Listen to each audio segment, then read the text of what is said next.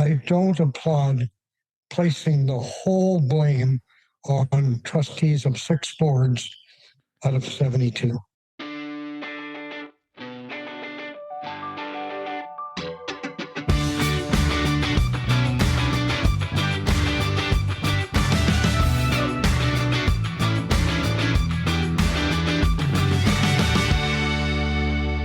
Back on Closer Look on Thursday, January the 15th, across the Village Media Network and wherever you get your favorite podcasts with Michael Friscolanti. I'm Scott Sexsmith. A few shows ago, we had Sinead Dougal on from the Trillium, our expert education reporter, talking about the possibility of the Ministry of Education doing away with trustees. They've taken control of 6 of 72 school boards in the province, and we're going to dig into that a little more tonight. It's interesting. We did receive a lot of feedback after that episode from people saying, people in the education sector saying, it was great to hear that discussion about the issue. They want to know more. They want to hear more. They want the government to be pressed about it more. Mm-hmm. And they want to know when the answer is coming because they're concerned about it. And I can tell you without a doubt that school boards across the province are concerned about this. This would be a major upheaval in how the school boards have been run for decades and decades.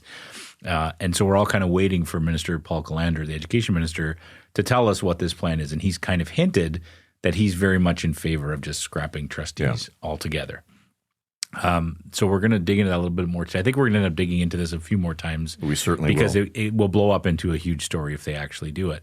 But the last school board, the 6th one that came under government control, is the Near North District School Board, which serves Thunder Bay all the way down to like Parry Sound, correct?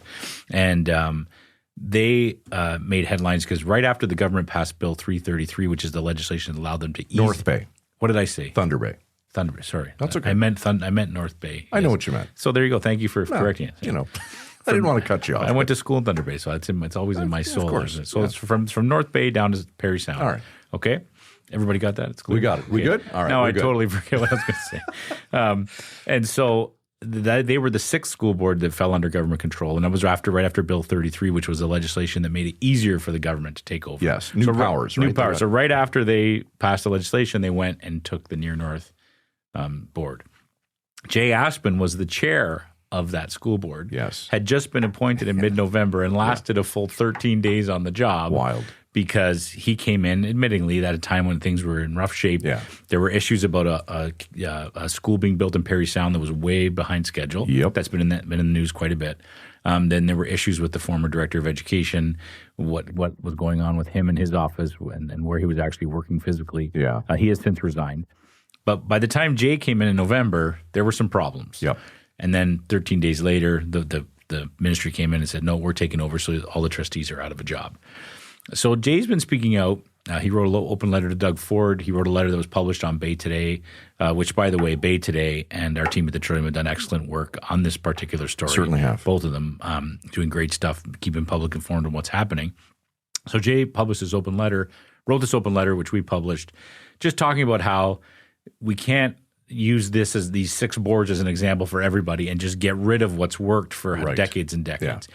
And he's been vocal about that, and because he's right on the front lines of what happened, having been fired after 13 days on the job, he has a lot to say and a lot of inside knowledge of what happened. So he's going to join us today to chat about not just what happened at the school board in his short stint as the chair, but why he's so concerned about the government's potential plan of getting rid of trustees. As of today, the Ford government has taken control of 6 school boards across Ontario using words like incompetence, mess, and off the rails to describe how things were going before the province seized the wheel. Bill 33, which came into force back in November, made it even easier for the government to intervene. Just ask the Near North District School Board, which made plenty of headlines after becoming the latest board to be thrust under provincial control. Joining us tonight to provide some insight on this evolving story and what it means for students and parents right across the province is Jay Aspin, who just got ousted as chair of the Near North Board when the Education Ministry took over. Jay, thanks for being here. We appreciate your time tonight. You're very welcome, Scott. Nice to be with you. Jay, there are really lots of angles to this story, including the fact that the Ford government is floating the idea of scrapping school trustees altogether. and we're going to get into all of that. But can you start by maybe giving our listeners and our viewers a quick bio? You're a longtime trustee yourself and a politician. Yes, I've been a board trustee with the Nipissing Board of Education originally, way back in the Mike Harris days, for 22 years. In addition, I spent 3 terms on council, 18 years, and a term as the MP for the area. So I've been around the horn a few times. All right. I think the best way to tackle this is in chronological order. Jay, you were reappointed as a trustee back in the summer and then appointed board chair in mid-November. What was going on at the board when you first arrived? That's got to be fair. I came back to the board. I wasn't elected last term, so after 3 years, I came back to the board, and I was only on the board for a couple of months. I was elected chair. I was elected chair because, they thought I could help with the situation. The board had been in pretty bad shape. Unfortunately, there were 4 trustees elected that were inexperienced, didn't know governance, and didn't care much about governance. So the board was in pretty dire straits. And really, when I joined, it was a challenge, and I think we could have done it, but it was a little bit far gone. Nonetheless, I was willing to take on the challenge. The minister swooped right in with the guillotine-type approach. I was only chairman about 13 days, and he took over the board. Now, my issue is not with that. The board was in pretty dire straits, I must admit, especially with the school. There's construction problems with the school. My issue is not with the board, and they're generally straightening that out. My issue was with the minister using both our board and the 5 other boards as kind of justification for throwing out trustees in Ontario.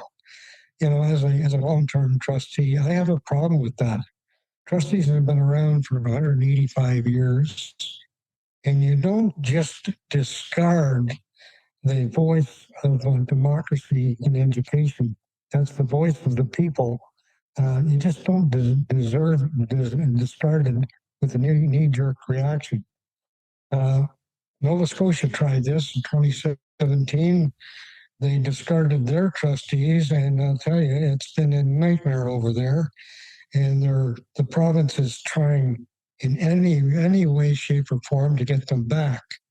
Alberta and BC have taken the reasonable, well-thought approach of educating trustees and educating boards and working with boards to improve the quality of the boards. We definitely want to talk about all this because the key issue underlying everything that's happening is, you're right, the Ford government's weighing whether they're going to get rid of school trustees altogether. They had initially said they were going to give us an answer by the end of 2025.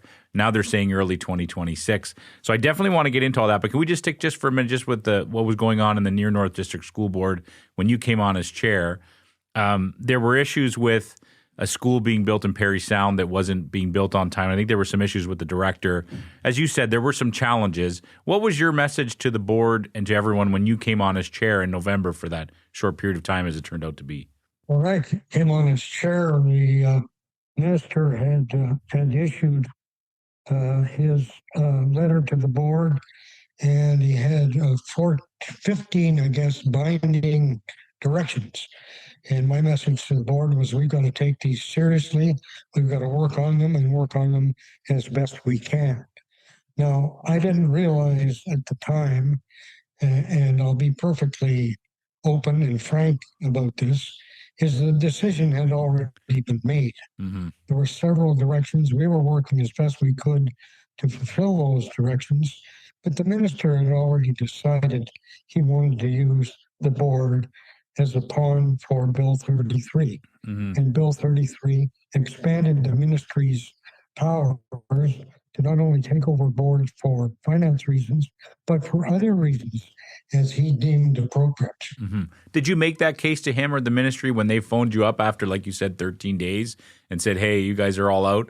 No, the ministry didn't provide us with a case to make any case at all. The ministry simply swooped in on Monday, December 1st, and said, fait accompli. The board is now being supervised. So we had no notice, no preparation. It was, as I said, a guillotine type approach. So you've had no conversation at all with anyone at the ministry since then? No. That's shocking. We had conversations before the ministry. We had with his chief of staff, his assistant chief of staff, and we're going quite well, to be honest with you. So it was a total surprise on the December 1st. As I say, that's not my issue. My issue is his using the 6 boards, including our own, as fodder to terminate trustees of Ontario.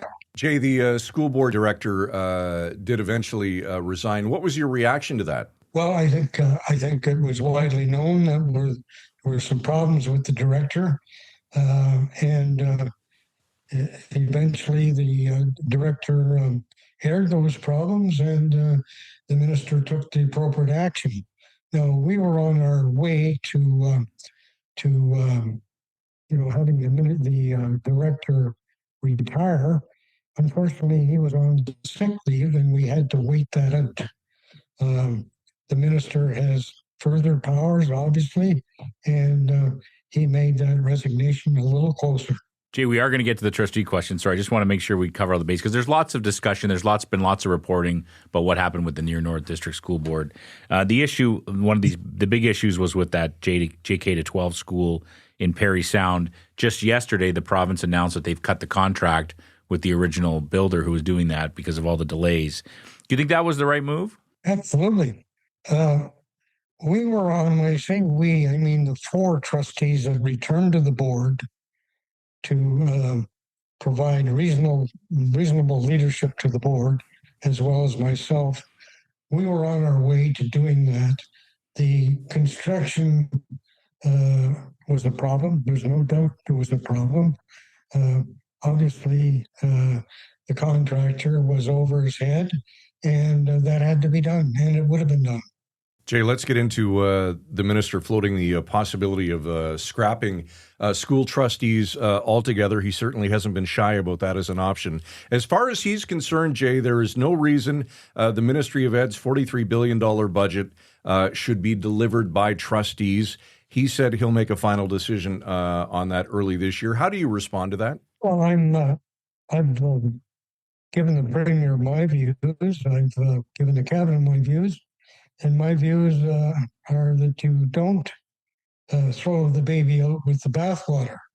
You can't blame the misgivings in education right now, and there are several, including violence, including not adequate funding. There's a whole host of challenges in education, but you can't blame trustees, 6 boards out of 72 in the province, on those ills. You have to address those ills separately and not use trustees as a distraction. What do you think's driving this then, Jay? I mean, why do you think the government is it seems so intent on doing that? I would anticipate the minister is a little frustrated with education these days because there's lots to fix. And, I applaud the minister. He's actually attempting to right the system. As I say, there are many problems.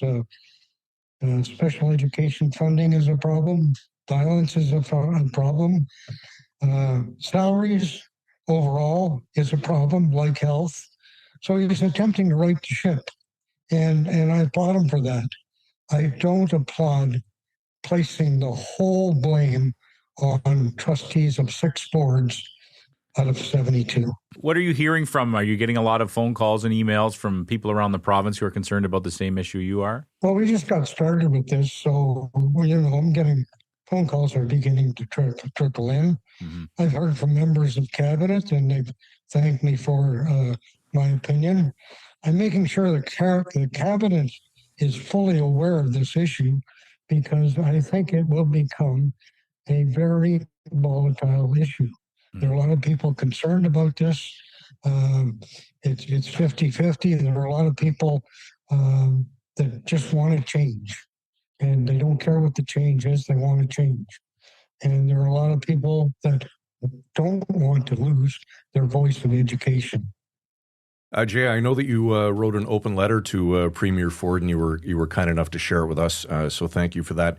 Can you tell our audience what you said to the Premier, and also wondering if you've heard back from him as of yet? Well, I voiced my opinion to the Premier. I know, as I've said before, it's I'm annoyed that 185 years of solid representation would be cast aside. I'm annoyed that the voice of parents and citizens would be detached from education. And I'm annoyed at the suggestion of the minister that he replace trustees by these student and family offices. They're simply going to become a bureaucratic element. All they will do is collect, complaints within the system. They have no authority to do anything. They're not the answer. And I don't believe they're the answer. I believe the answer is in what British Columbia and Alberta are doing. They're working within the system to improve their system. I don't believe you've got to detach the voice of the people from the system. And as I said, the proof is in the pudding. Nova Scotia did it, and they're sorry for it. They did it in 2017, and they're trying to work a voice system back in the education system. One of the arguments I seem to be hearing around this is that this will be the province or others who agree with this move or this suggestion is this will eliminate a level of bureaucracy. This will save us some money, and we all want to save some money. When you actually look at, say, the Near North District School Board, Jay, how much was the annual budget for having trustees? How much they're paid? Having the chairperson? Like, what does that actually cost a school board? Very little, very little. I think the trustee honorarium is about $8,400. Mm-hmm. I think the chair gets about $12,000. Mm-hmm. Well, we have 9 trustees, so it's well under $100,000, which Michael gives me mention of another pet peeve I have is the minister proposes to bring in a so-called expert. Mm-hmm. Okay, this expert is going to be paid $1,500 a day. What happened to the previous, what we did previously in education, where we got people together in the system, we got together, we worked it out, we used the advice and the experience of the people that are in the system, that know the system, and made recommendations for improvements. What happened to that? Mm-hmm. Why do we have to bring somebody completely foreign to the system, probably an accountant or lawyer, probably takes 3 or 4 months to learn the system and not be effective at all?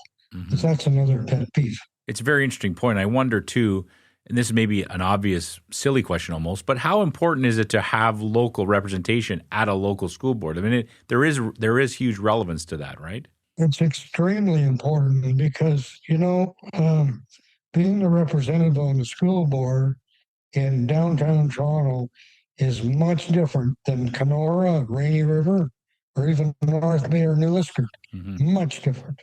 And I've been fortunate enough to be involved in associations in the North for most of my 22 years. And I can tell you there is idiosyncrasies to each school board district.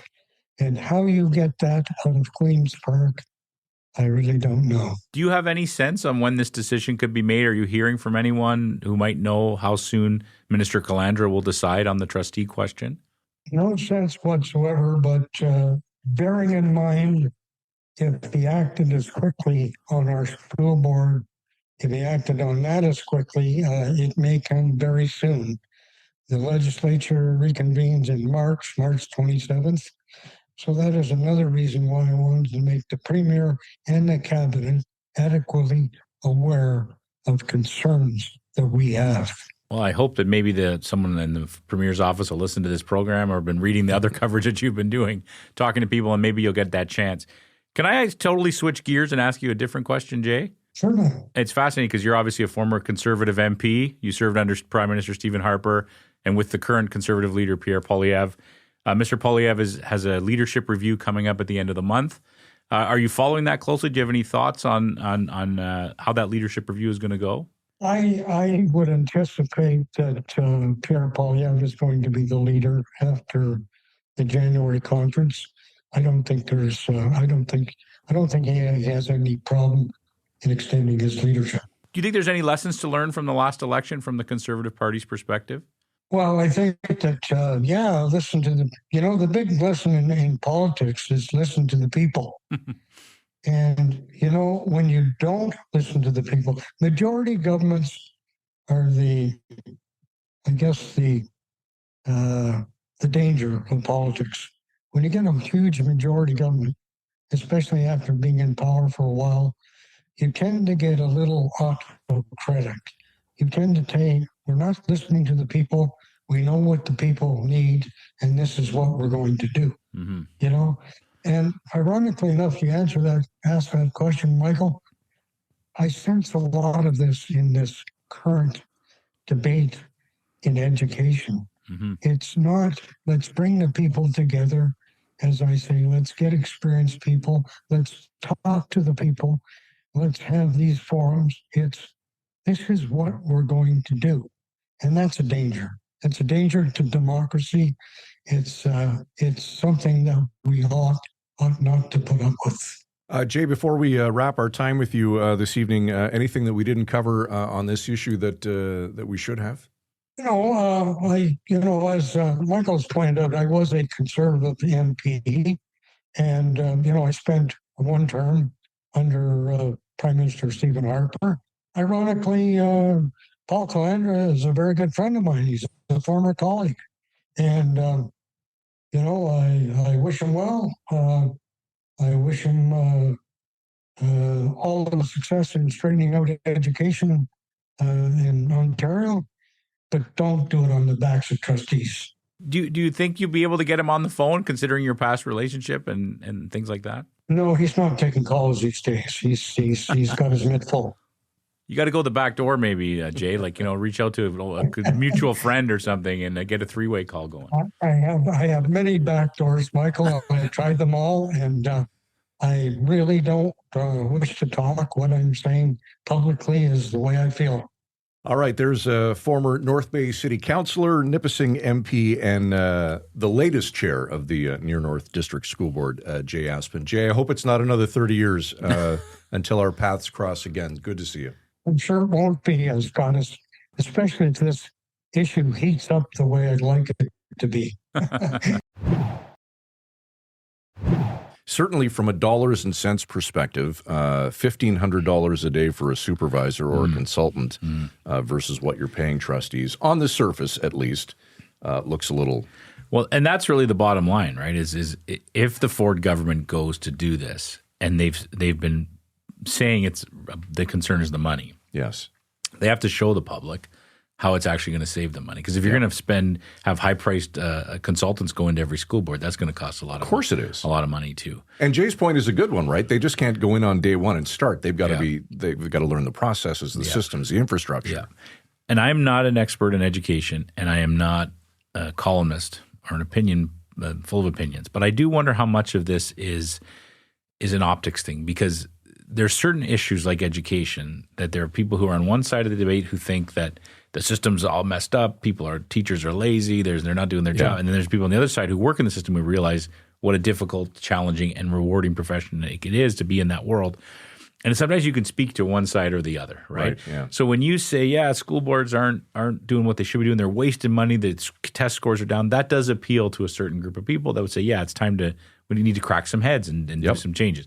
So I don't know how much of that is at play here, but it's there's no doubt people talk to me about this issue. They really do. Yeah. And if they do go get rid of school trustees, it will be a massive Ontario story for months. Oh, my goodness, will it ever?